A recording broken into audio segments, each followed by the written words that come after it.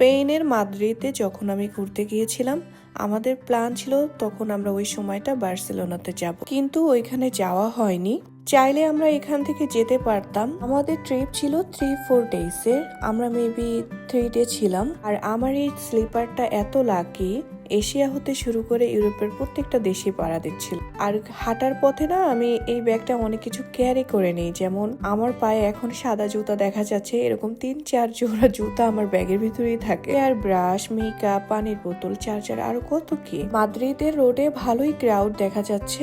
এত সুন্দর ওয়েদার ছিল আমরা যখন গিয়েছিলাম, আর অনেক টুরিস্ট ছিল। আর এই রিলসটায় আমি শুধু হাঁটার ভিডিও দেখাচ্ছি, আমি কিন্তু থেমেছি, পিকচার্স তুলেছি, তো এগুলো তো আর দেখানো সম্ভব না। আমি আসলে শো করাতে চাচ্ছি মাদ্রিদের রোড আমার ভীষণ ভালো লেগেছে। ওয়েদার অনেক উইন্ডি ছিল, তার জন্য আমি রোদে হেঁটেও কমফোর্ট ফিল করেছি। প্রত্যেকটি গলিতে এত পরিমাণ মানুষ আর এত পরিমাণ টুরিস্ট।